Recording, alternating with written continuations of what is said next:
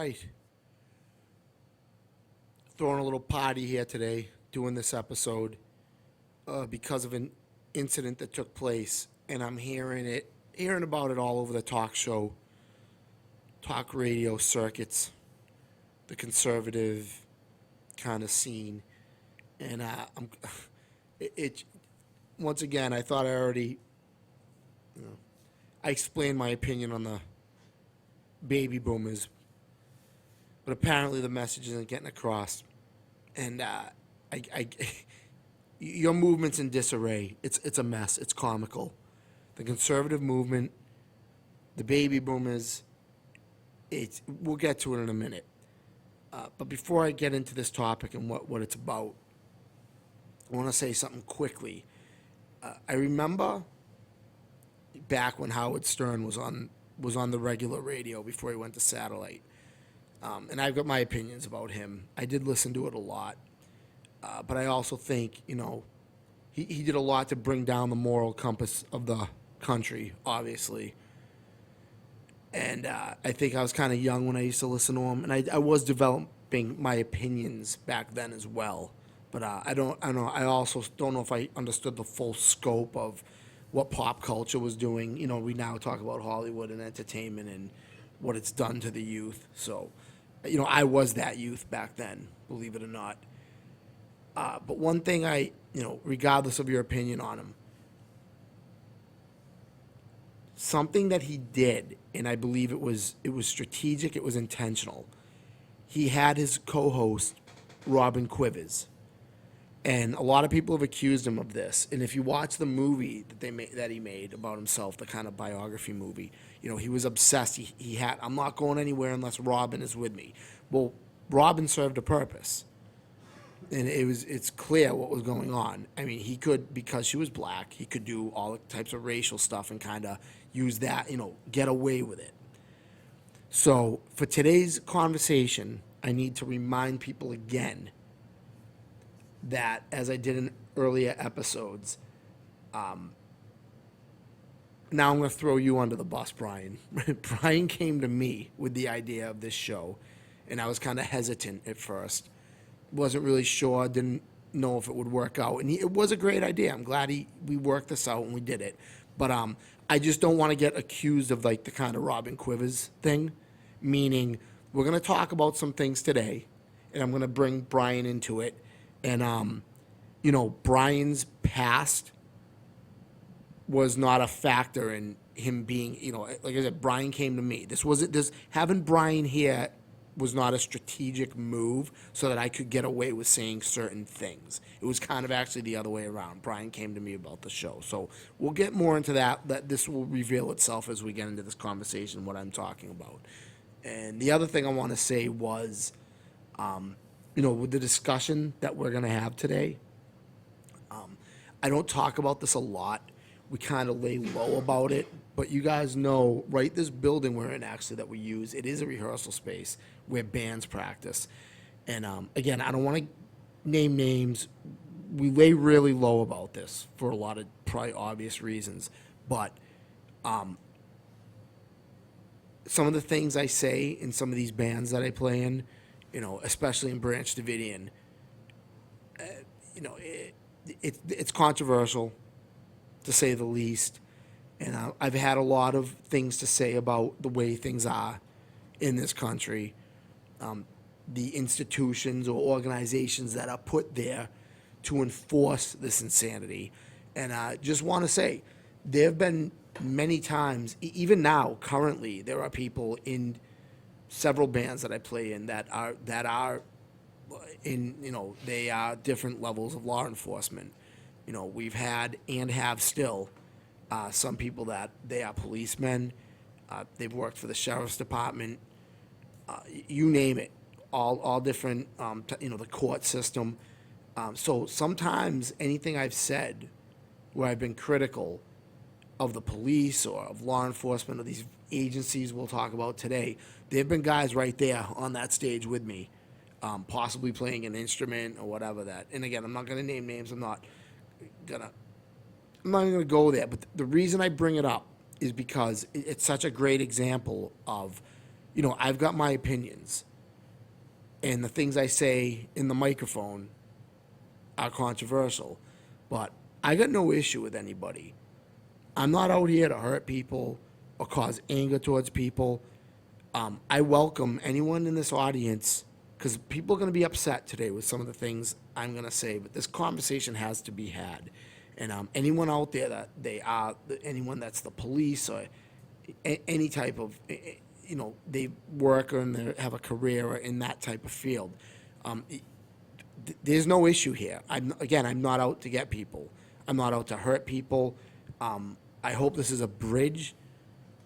I hope people in the audience can be open-minded, because now I'm noticing a lot of the talk shows I listen to, they're in disarray right now, and they don't know which way to turn, because they've been pushing this narrative, and now it's kind of coming back like a boomerang, and they're being held to it, and they're not making sense. I'll leave it at that. So no more of this intro. I'm probably just confusing people more. Let me get right to this.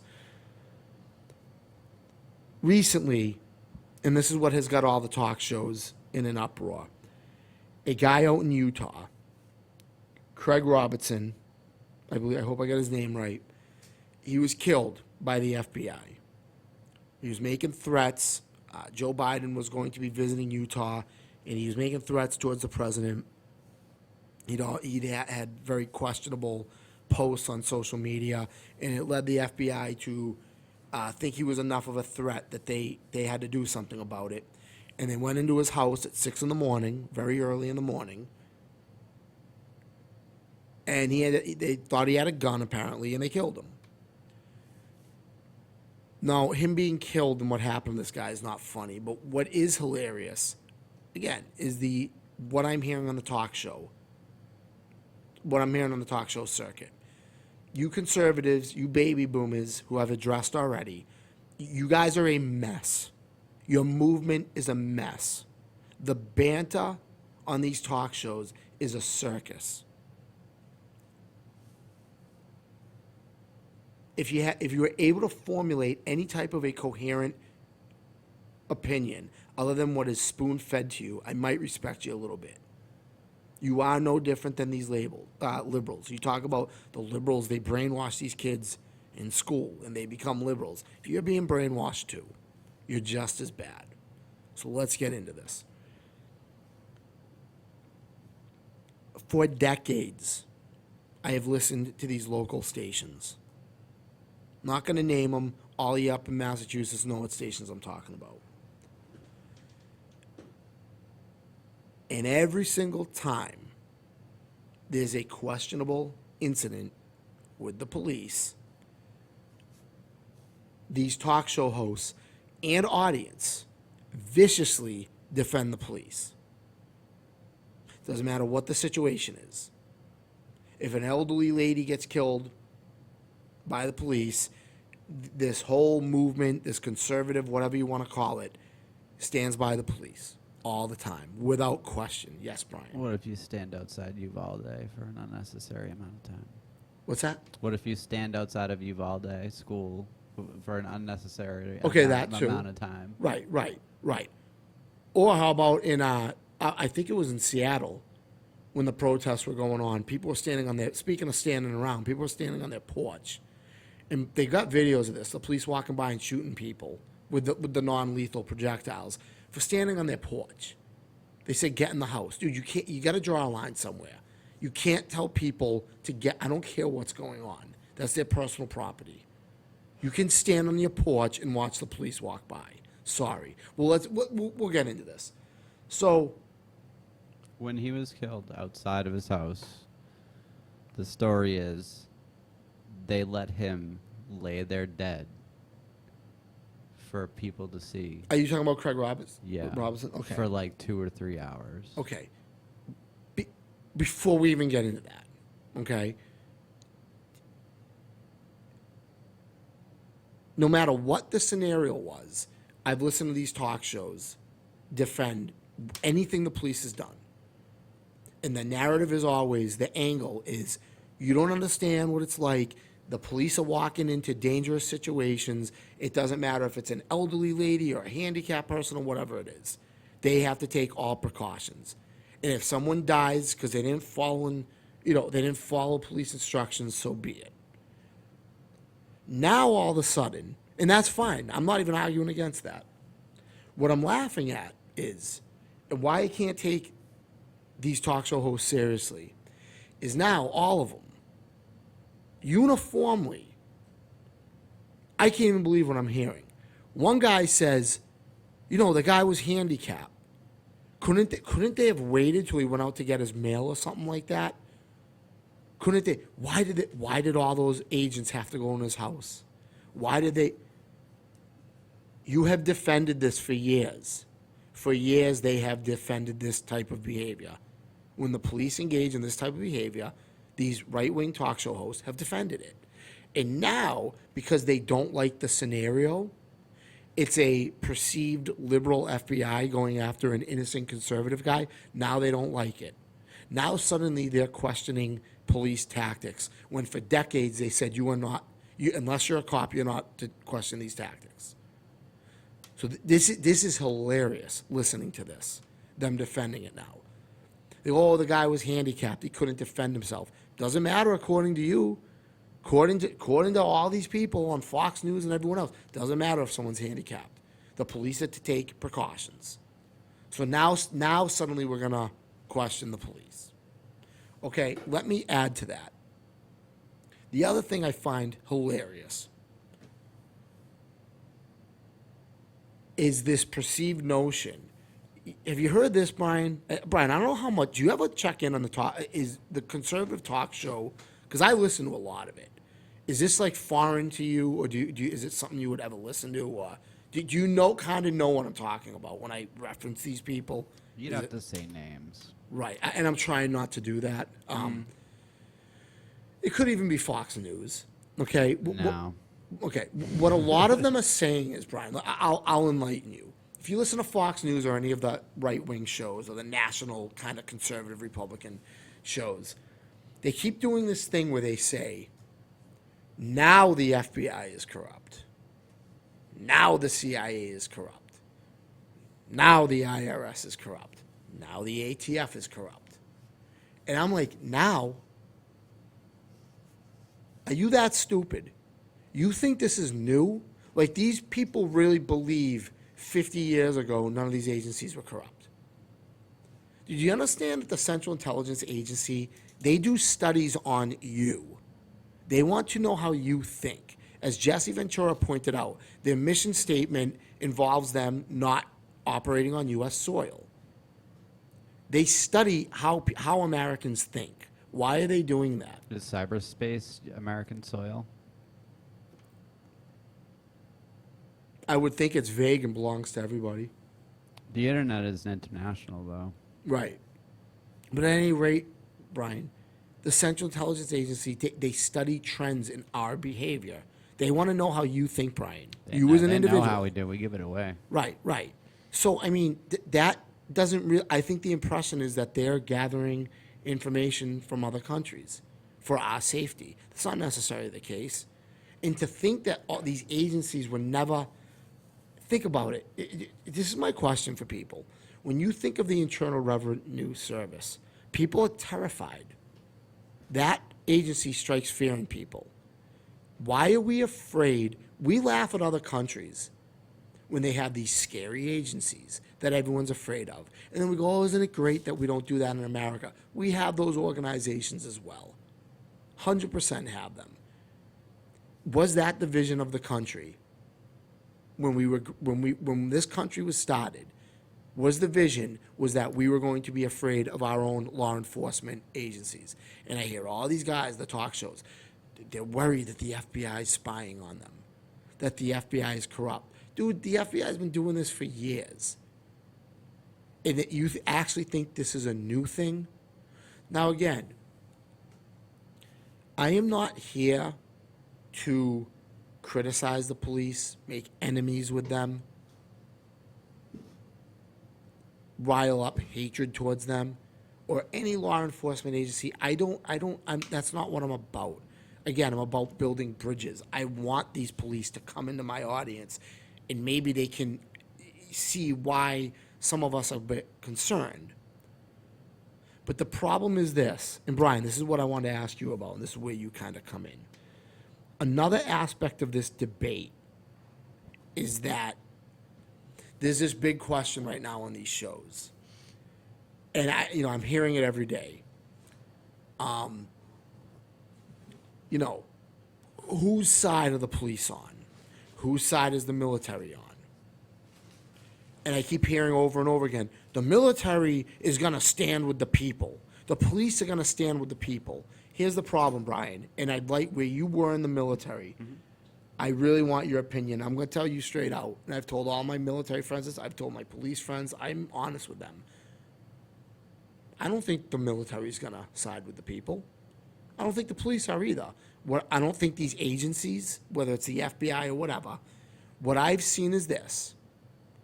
So far, and I can give examples, for the most part, the police, the various agencies, the three-letter agencies, the military, so far, for the most part, they've helped keep this all intact. That's my observation. And furthermore, I believe the fear, the threat of what could happen to you if you are in law enforcement, if you are in the military, is so great. In other words, I'm not questioning their character. I'm sure they do want to stand up for the people, whatever it is. But the reality is, a couple people, the first couple people that will start speaking up will be isolated, and an example will be made of them. The odds of thousands and thousands of military personnel throwing their weapons down at once, being able to coordinate something like that, and saying, we're going to stand with the people, we're not going to... I just don't see it happening, Brian. I don't. I'm being honest. I think it's just... It's too scary if you're out there and you're in one of these positions. Brian, what is your opinion? Am I wrong? Do you think that if something really nasty happened where it was perceived that our government is turned on us, do you think... I'm putting the police and the military in this because we're already seeing... Brian, let me say one more thing. I'm sorry I'm droning on. I do want your answer. Let me look at it this way. I kind of put the police, the military, and the agencies, the federal agencies, the ATF, the IRS, the FBI. I put all these things as kind of like the security forces that kind of, whether they enforce the law, protect those who are handing out these laws. I kind of put them all in the same category. So far right now, you're telling me, so we see all these agencies, the CIA and all these talk shows, all these conservatives are saying they're corrupt. So let me get this straight. Those guys in those agencies all went along with their orders. So far, one of these communities, there's three of them, if you want to divide them up into three. Community number one, the test run has already happened. They've all sided with the government. So now there's two other communities left, the police and the military. We've already done the test run, and we already see what the results were. So you're telling me after seeing how these different agencies behaved, when they were given their orders, when their jobs are threatened, hey, if you want to be able to feed your wife and kids, you're gonna go into that house with that guy in Utah. So we've already seen how that. Now we're to believe that the military and the police are going to behave differently than the FBI has. I don't believe it, Brian. Help me out. What is your opinion? Do you agree with me or disagree? I would love to hear your opinion on this. As someone who was in the military, you got the floor. Well, even for police, it's like there were some out there that were busting people for ridiculous things, vocalizing like that, oh, I don't want to be doing this. Right. But I'm gonna. I heard that a lot. Because the person that pays me told me to. Yep. And that is expansive for the whole, right, chain of command of all the organizations. It's all follow the money. It is so easy for us to point fingers at other countries. Brian, do you ever notice you can name any country on earth? Name any country. Just name a country. If we see a news story in America where the police are beating up protesters, doesn't matter what maybe those protesters were damaging property. Maybe they deserve to get beat up. Doesn't matter. The American says, look at that country. They beat up their people, whatever, right? But in America, it's justified. In America, the conservative will defend it. So you're telling me all these countries all around the world, their police didn't have a good, maybe their police, maybe those people, maybe they were communist liberals protesting. Why do you criticize when those police? You know, the point being is that we think in this country that we're exempt. Like, we look at cops and we look at soldiers in other countries and we say, oh, how could they do this to their people? Well, maybe they were scared. Maybe they were scared. Maybe their jobs were threatened. Maybe everyone else was going along with it. How do you know they weren't going through that same thing? Because like you said, Brian, there's a lot of police here, and I hear it all the time. They don't like what they're seeing. They're upset. They think it's wrong, but they're going along with it. And I don't completely blame them. I don't. I'm defending them. Brian, I had to do, at my job, I don't like it. During the coronavirus, as much as I fought and I protest, at some points, there were things I had to do. I couldn't get out of it because I was scared to lose my job. I admit it. I'm not criticizing these police. I'm in the same boat as them. I don't believe Brian, I'll give you another example. Look at it happened here in Massachusetts. While these governors were giving out these absurd instructions, mandates, making stuff up as they went along, who was their built-in security force? The state police. Now, I understand that you know, again, I don't advocate. There's ways to solve things. I understand these governors need protection. People get angry at them. You had that guy in Utah making threats at the president. I don't mind them having president. I understand there's a reason that the state police have to protect them. I get it. But the state police also serve as like these guys' personal transportation, catering service. Except, I mean, they're guarding that state house, to me, separate from the governor. I get it. But if you're a state cop that disagrees with what Charlie Baker was doing you were still part of that system. I'm sorry. You were. How many police actually, the police that I know, that whether local or state, that refused to get that shot, they were isolated. And the chiefs who hang that American flag up in the front yard of the police departments and have that American flag on their sleeve, in many cases, kind of, you know, really drop the hammer down on these guys for not getting that shot. Brian, you said money, so you think it's mostly a matter of, it's an economic thing. People are afraid to lose their jobs, or People don't want to be broke. right. So you think ultimately, I'm guessing you're agreeing with me. I don't see some massive revolution. I think ultimately, the fear of losing your job, I believe, the military is gonna. Well, the you know. people could always take their money. The police could pull away from, like, you know, state control or federal control and Right. defend the town that they live in, I hope. Brian, what are the odds of that, though? That's a big dude. And, you know, the community would provide for the law enforcement if the law enforcement would uphold their end of the bargain to the people. But Brian, here's the problem with that. I don't mean It's to- centralized. Right. Brian, here's a problem. Let me give you a scenario, and this is what people don't understand. Again, I keep bringing up, it is a huge theme on this show. We are in a left-wing state. Okay? So, if the people causing the problems that the military has to quell are perceived as the right-wing people, then the liberals are going to stand by it. So if you're in a liberal town, they're totally okay with it. They're not going to support the local police department doing whatever it was you just said, because they're going to be okay. Well, thank God our police department goes along with our liberal agenda. Like these police departments, Brian, what I'm getting at is this. A lot of them are operating in very liberal towns. So that request for the police department, I know, dude, but You may not be, you got to brush up on who's running for your town positions, because someone might sneak in there. you think so? You think a conservative could get in there? Or somebody. They don't. I don't know. These little factions, you all call each other is cute and all, but I mean, it could be anybody. Mara Healy's not from Boston. Right, I went through a list on one of our early episodes how a lot of these politicians are not from Massachusetts. A lot of the police officers in your town are not from your town. Oh, I know that. I'm well aware of that. Yeah. They expedite from, towns away, Right. so they don't have Right. to have any sympathy for the community. By the way, in my defense, I was doing some brushing up this morning. Believe it or not, I was actually doing some brushing up, and it's the same old figures that have been there. In some cases, they've been there.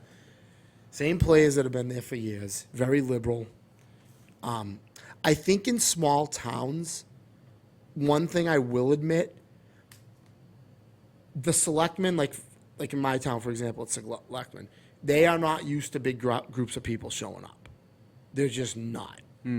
So, Something you should do. yeah, if you really, really, I think you could get a conservative in, but it would take them off guard. It would be a one-time thing. And then the next election around, they would come back with full force and say, all right, let's make sure, let's run an actual campaign If this you're time. running as a politician, just do what they do. Lie. Right. Say you're a to get Republican. in. Say you're a Democrat. And then be like, all right, suckers, I'm in. Right. I'm actually a conservative. Have you ever or heard whatever." this thing? A lot of people have had that theory that, like, It's in been small happening. towns, yeah, conservatives should run as Democrats just to get in. It's And been then- happening, Yeah. it's happening now. Well, I think Charlie Baker did the reverse. He ran as a Republican when he was really a Democrat. But Brian, you know what? Listen, we had Sean James on a couple weeks ago. That interview went awesome. Yeah, he had us on, actually. Yeah, it was great. It was great. I want to do it again. He was sounded like a professor. But the reason I bring him up, there's so much I wanted to ask him and I forgot. But I'm thinking about him because he's not a big fan of Ice Cube. I mean, he's really angry at like NWA. He said that NWA hijacked the hip hop and was doing the work of the right white liberal and this and that, all which is fascinating Cube to me. is coming out with the age-old theory that, well, I mean, few people knew about this until Right. now, where gangster, violent, fucking hip-hop, money hoarding hip-hop is, like, created, just like the hippie movement, Right, he's like coming around now. He's finally figured. A lot of these guys figure this out when it's too late. just like feminism, too, Right, but the reason I brought up Ice Cube is this. and the green agenda. Right, he said, I saw him in an interview the other day, and they're talking about the police, and I don't know the exact words he used, but he said the police are what they are. The police. It's neither good nor bad. It's a fraternity. It's a group. It's an organization, and you're not part of it. And he goes, that's like saying, like the military is what the military is. The military is a brotherhood, yeah. Right, and Same kind of thing. and the point is that. Sisterhood, too. Right. I think that what I'm saying is not an attack on people or police as individuals. These are observations, and you have to understand whatever reason you got into that job, whatever good reason or good intentions you had, you're still joining this pre-existing organization. I'm not telling people not to become police. I'm just saying you got to understand what it is. Right now, I look around, and all these towns around here, like I've said before, they are insisting on these black utility vehicles with the tinted windows. The police use German Shepherds. Again, well, I'm not saying, I'm sure there are benefits to all this. I understand that the tinted windows keep the sensitive computer equipment from the sun beating on it. I've been told this many times. I don't know if that's the exact reason. Maybe if you have someone in a car, yeah, Brian, maybe not. I buy it. What I'm thinking with the tinted windows, if you had someone in the back seat and they want to point somebody out, drive by a scene or whatever, you don't want that person to be seen in the car. There's probably lots of good reasons to have the tinted windows. But Brian, it went from like, oh, we'll have this one black car as an undercover, to now every department has black vehicles with tinted windows. You see the canine everywhere. They've got. Barnstable is light gray and a bright, like. I would much rather see that turquoise. color. But I guess what I'm saying is this, Brian. The police have to understand, if you're gonna drive around in tinted black vehicles with tinted windows, and you're gonna have German Shepherds, and you're going to use them as attack dogs, and you're going to scan people's license plates, which a lot of these departments now are having that technology where they can scan the plates. And LEDs that disorient drivers. Right. Listen, man, I know you can give 100 good reasons why you're doing this, and it's for your safety, but you have to understand people are going to have a perception of you, even if it's a good reason why you do it, even if you feel you have to do it. I'm not telling you not to do it. I'm not arguing against it. I'm just saying we've got this idea of what America is supposed to be, and then you've got all these things you see that kind of like, you're like, is this really what America's supposed to be about? We're being patrolled. I mean, dude, you think about it. When you drive by, you see the police on the side of the road all the time. They're patrolling you. They're watching you, watching your behavior. Is that really what Benjamin Franklin wanted? I don't think it is. And I also don't think that, we'll get into it in a minute. I'm going to save this other thing. Brian, do you have, so far, do you have I anything feel else? like Benjamin Franklin and all them felt high and mighty, so they made rules for themselves too. They might have, yeah. I agree with that, too. They're like, but people like us, we can do this and this and this and this and this. Yeah. And Brian, I even say this too. The thing that I get, people kind of laugh, I feel they laugh at me over this. The biggest, all these conservatives that are like, oh, we got to do this, we're taking our freedom back. No, you're not. When this whole thing happens that you think, oh, Trump's going to get back in office, did Trump take down all the surveillance cameras that are everywhere? That is the biggest privacy infringement in this country, and it's not even talked about. And when they started putting them up, actually, before that, when the United Kingdom suddenly decided to put public surveillance cameras up everywhere, I'm not talking about the ones in stores. I'm not talking about private The businesses. CCTV. Yes, I'm not talking about private businesses protecting their merchandise. I'm talking about the public cameras. As many as The one- their traffic cameras. Right, right. You can call them traffic cameras because Right. they're as many as there is traffic Right, lights. right. When they started doing that in the UK, Brian, do you know how many people in this country made fun of the UK? And when I studied it and I told them that's coming here, they got mad at me. Dudes got angry at me. Not in my country. How dare you say that? Like they wanted to punch me. How dare you say that? I go up to these dudes. Hey, what happened, man? And you made this big, these statements. You go on these monologues. Not going to let that. All these guys say this. Not over my dead body. Not letting it come here. Oh, what are you going to do to stop it? It's here. What are you going to do? It is here. And those cameras aren't going anywhere. And they don't go where you think they go. I know. Well, here's my question. Let's say some big revolution happened in the country. Are those cameras going to be down the next day? I say those cameras are still up. I say those cameras are here forever. Until those cameras are down, your freedom has not been taken back. And no one's even talking about it. No one on the talk show circuit because Donald Trump didn't tell them to talk about it. That's why. Brian, anything else? Because I want to kind of move into some of the other stuff we said we were going to talk about in a minute. Anything else on this? I mean, I guess in a nutshell, I'm just trying to say that, listen, man, if you work for the police or whatever it is, I got family in the police, and my do too. father got to the highest rank, and enlisted military can go, and people are gonna do their jobs. they are. They do care. I mean, some do. I think a lot of them do. Brian, I got to say this again. I'm just calling it like, listen, man, there's this big, again, it's this big debate now on the talk show circuit. What are the police going to do?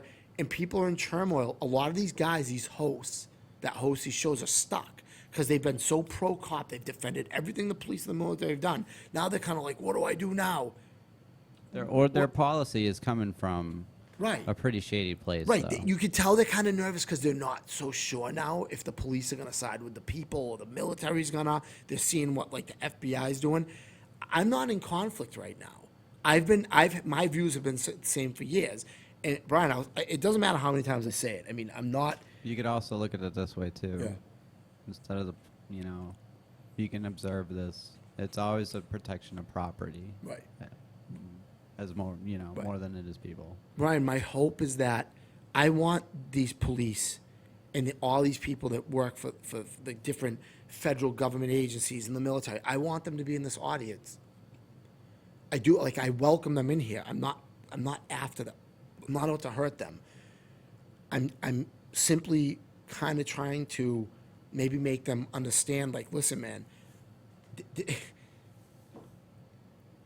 regardless of your personal feelings, immense social pressure is going to come down on you to carry out these orders. That's just how it is. And I'm not faulting you. I'm just saying, look, man, I was in this position at my job, and ultimately I had to do things I didn't want to do. And I don't think you're any different than me. I think that pressure is probably even greater on them. So, Don't let it get to the bad guy in the movie point. right.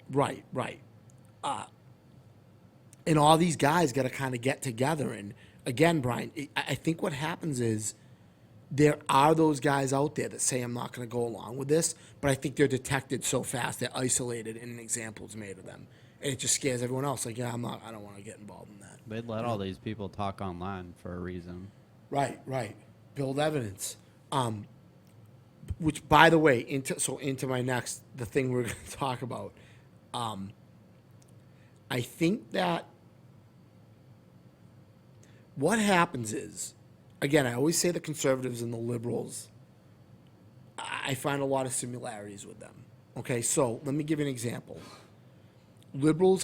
Conservatives complain that if you simply debate, like, say, the transgender issue, you're automatically looked at as a bigot, a racist, and people think it's a reflection of how you treat people. What's the issue?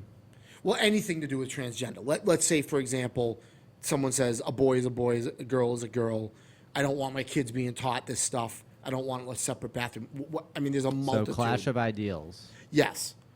That means, dude, how someone feels about something or a certain group of people that's not a reflection of their character or how they treat people. You might think homosexuality is wrong. That doesn't mean you're out beating up gay people. Liberals get sensitive. They want to make it about that. Well, the 80s and 90s culture was, the media especially, wanted to make it taboo. Right. And then the thousands came around. Right. And then it was like front loaded. Right. So there's a lot of generational, exposure issues. yeah. Well, what I was getting at was this, Brian. When people, I guess this is the point I'm trying to make. Me having an opinion on a certain group of people does not reflect how I treat them. The reason I bring it up is because, likewise, conservatives do the same thing. What? You don't like the police? You got something against the police? Dude, me having an opinion on the current state of law enforcement and its role in this mess that we're in the country is not a reflection of how I feel about people. It's not a reflection of how I treat my friends. Brian, I've had friends that were cops that got in trouble and did something. And this may surprise people to know this, they came to me sad or upset or needed someone to talk to. And I said, well, maybe you might want to handle it this way or that way.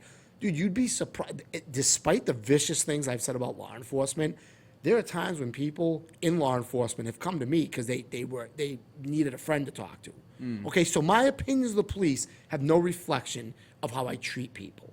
My opinions of or the topic we're going to talk about in a minute, gays or whatever it is no reflection of how I treat people. Okay, and that needs to be said over and over again. I really think it does. All right, here we are criticizing, wondering what the military would do in these situations, and you were in the military. It has nothing to do with just saying our ideas. That's it. So what I told you, something I'd want to talk about was, now I'm looking, when we were looking it up, apparently this happened more than once. I was referring to the guy in Indiana, but I was seeing a couple different cases. It looked like there was one in Colorado too. Anyway, at the time when, the bakery that had it made national news, they had refused to make a cake for a gay couple. And people were mad at me. I said, they shouldn't have to make that cake for a gay couple. What, you're homophobic. No, I'm not. My opinion is nothing. My opinion of how the law works has nothing to do with how I treat gays. My argument was this: if you don't like, or you perceive a business to be a bigoted business, or homophobic or whatever, leave it in the hands of the people. Leave it in the hands of the consumer. If you think there is a store or a grocery store in your neighborhood that is racist, don't go there. Get the whole neighborhood together and say, we're not going there. Let the people hash it out. I'm a strong believer in that. In this case, the government got involved. Okay? The court system. I am against a bakery being forced to make a cake for a gay couple if they don't want to. The reason why is this. If you legally force them to do so, and this is what I explained to you, Brian, before we started recording, if you legally force them to do so, then now that law works the other way as well. Meaning, if The black and white definition Yes. would dictate. if a Nazi goes into a Jewish bakery and says, hey, you're Jewish, that's cute, I want you to make me a cake with a swastika on it. Those Jewish people now have to make that cake. Because now this law you want passed, the customer is the boss. Well, what if the customer is a Nazi and it's a Jewish? Or what if a Nazi goes into what if a homophobic person goes into a gay-run bakery? Hey, I want a cake that says, I hate fairies, and the gay guy has to make it. It's like Jesse Ventura said, the Constitution is there not to protect popular views, but to also protect unpopular views. And that's something that's difficult for a lot of people to understand.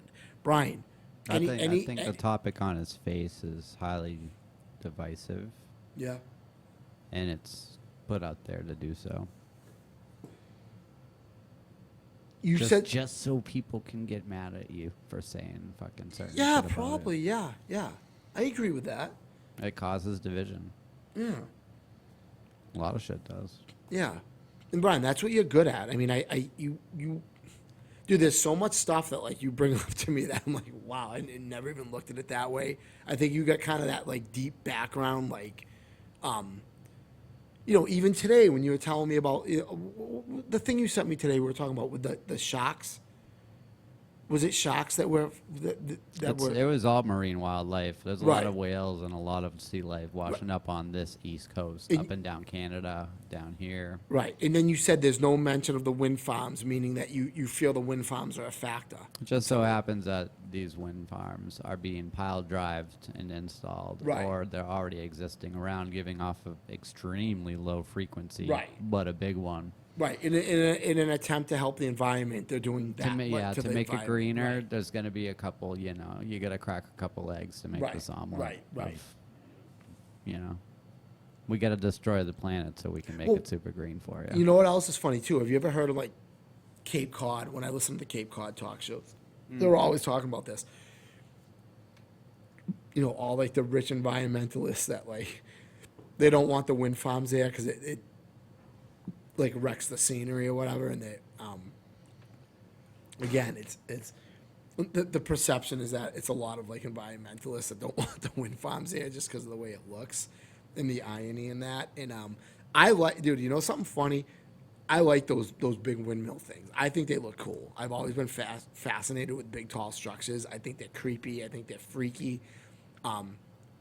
They're not easily recyclable. They take a diesel engine to start up. Right.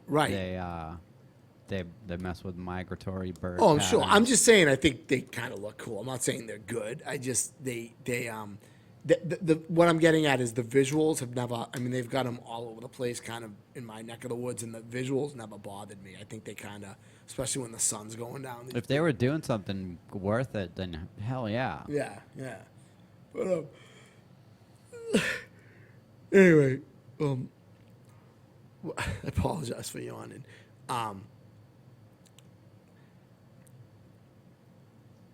Dude, I don't know.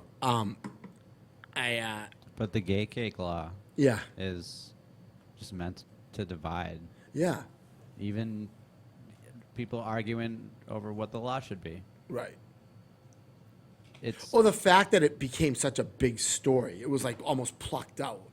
You know what I mean? first of all, you know, if I was gay, I imagine I would have a gay friend that can cook a motherfucking cake. Yeah. Yeah. A pretty dope one. Right, right. I mean, Why are you even going to? Well, okay. How about this? I've kind of heard.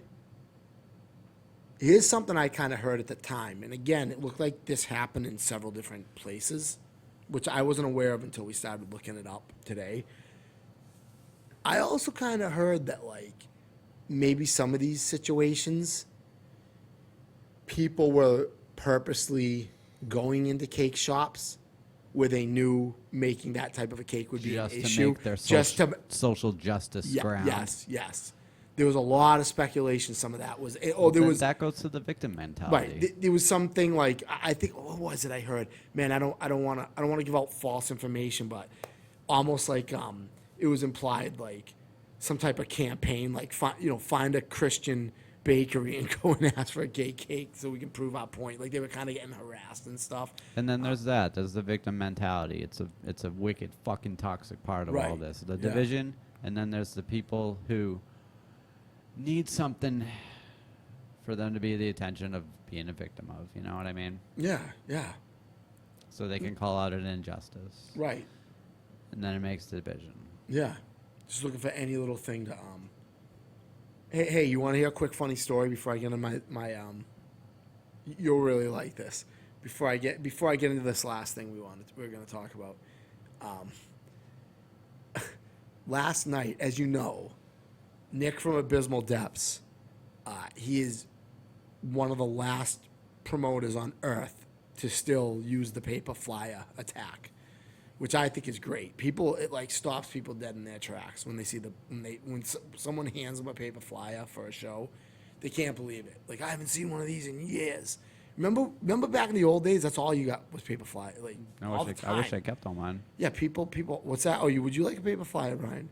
No, I wish I kept all mine from back in the day. Oh, okay. Yeah, some people make collections out of them, but the only other person I see handing them out is Dan from Gore Reality down in Rhode Island. Me, him, and Nick are really the only ones. So last night, Nick sent me to a show that I had to go to pass out flyers for a show he's doing in New Hampshire, and I'm passing them out, and this one kid just gave me the nastiest look. Almost like, what is that? Who are you? Like, what are you trying to tell? I'm like, hey, kid, I'm not trying to be your friend. They're flyers. But it just goes to show, like, this kid didn't even know what I was doing. It was like I was, like, out causing problems. Like I was a salesman giving him, I don't know. I guess it's a sign of it. Soliciting your ideas. Yeah. Like, it's a sign of the times. Like, the kid's like, the kid doesn't even, it's almost like this kid had never seen a flyer been handed out at a show before, which was kind of weird. This is something I noticed. Well, there's some weird flyers out there. There are. Yeah. There's a lot of weird flyers. Yeah. A lot of weird parties. But Knicks are pretty tight though, dude. They're pretty metal, pretty serious, threatening looking flyers. I don't think they're kind of that weird. But so Brian, this is what I wanted to wrap up with. I got a story, and I think a good lead in. Dude, I don't even want to say this. It just makes me want to puke. Makes me depressed. You're saying you think there might be some mask mandate nonsense going down again. What you care to talk about it? Maybe not. Do you feel I feel in the last year there's been times where this chatter has kind of come up, but nothing really became of it? They're saying by mid-September, October, we'll be playing masked out. Okay, so here's the question, Brian. The conservative, again, I'm going to refer to the conservative talk show circuit. Right. They'll never pull this over again. We're too smart this time. No way they're going to get these people. Again, disagree. I think we saw how you acted during the last one. I think if we're told to do it, it's going to be back to a couple people getting yelled at and harassed at the store for not wearing it, and everybody else, all the other tough guy conservatives with their American flags, pretty much going along with it. That's what I think is going to happen again. Which brings in my final story. the reason I want to bring it up is because it was so significant to me when it happened. And the guys who were there when it happened, who did not stick up for me, many of them don't even remember it even happened. When I bring it up to them, they go, when did that happen? And this is what you're dealing with these conservatives, with these baby boomers. This is the level of stupidity. They don't even know they're getting slapped in the face. They have no idea it's even happening. And again, these were the same baby boomers who, out on the, little league fields, they worked in our schools, constantly, they could say nasty things to us, always under the guise of, well, I have to toughen you up. You'll thank me later. Okay, baby boomer, so consider this me toughening you up when I insult you. How does it feel? This was the story, and I've told it many times, but I wanted to get an account of it on this show. There was a coffee shop locally. I'm not going to say the name. I'm not going to put them on the spot. But long story short, I had to go into this shop to meet up with somebody, do some quick business, nothing illegal, but this person owed me some money. And he's in this shop with all his friends, and again, they're all kind of like baby boomer age group. I walk in there, I was just going to talk to him for a minute, and I sit down, and he goes up to make change to get my money. And they're kind of pointing at me. He comes back, he goes, hey, you either got to put a mask on or go outside. I look around the entire shop. There's at least 30 people in there. And I go, nobody in here is wearing a mask. Nobody. He goes, yeah, but they're all eating. Okay. I go, so if I have a piece of a bagel in my hand, I can stay. He goes, yeah, probably.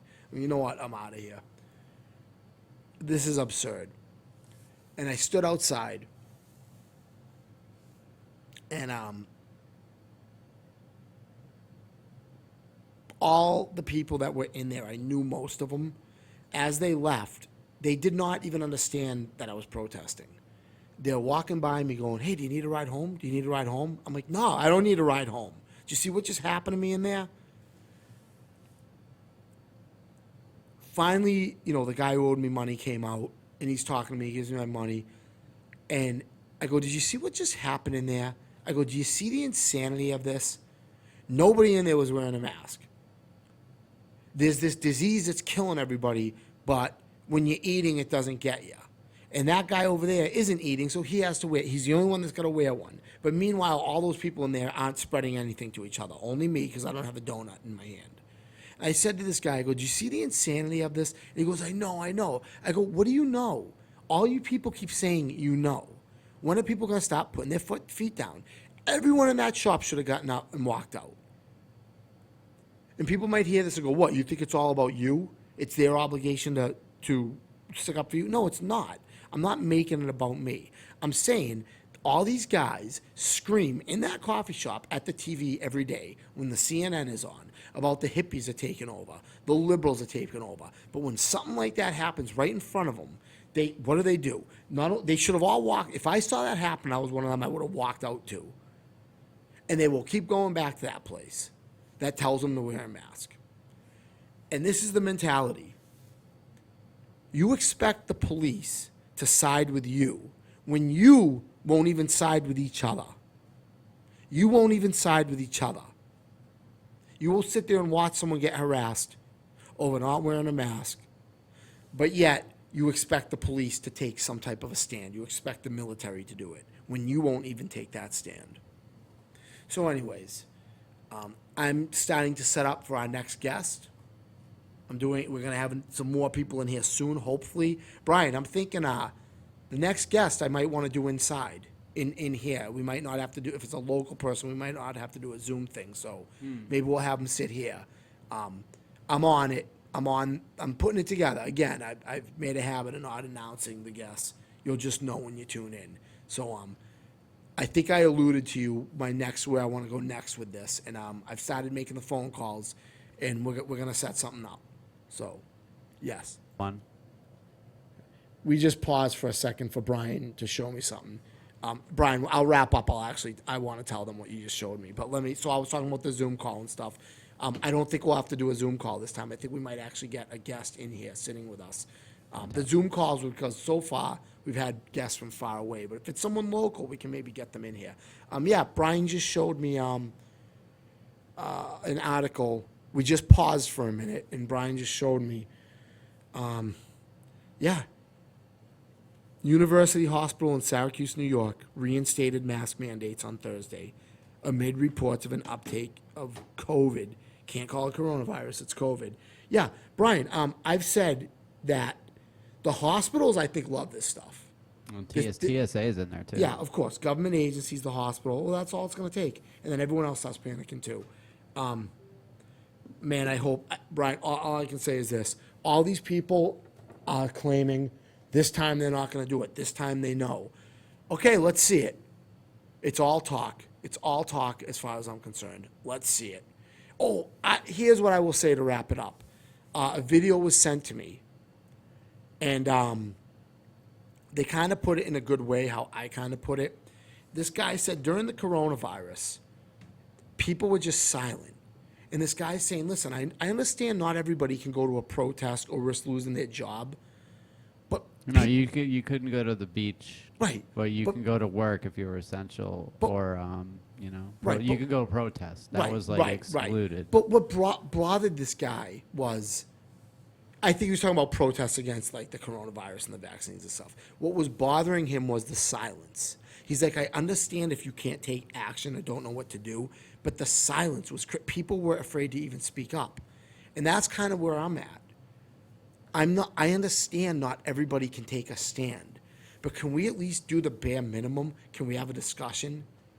Can we refuse? Can we round up some friends and say, you know what? All 5 of us are going in the store at once without the mask. It's harder to make 5 of us wear it than 1. Can we at least do that? Can we do the bare minimum? I hope so, but I don't have a lot of faith that people will. So anyway, that's all we have for today. And we're putting some guests together. And again, thanks to everybody for tuning in. I hope you're getting something out of this. I hope it's informing you. And that's it till next time. And hopefully we'll get some more, have another fascinating discussion with the next guest. I love how the last 2 went. Hopefully this next one's going to go great too. So Brian, I'll keep you updated on that. And everyone who's been listening to this and passing it around, been getting lots of positive feedback.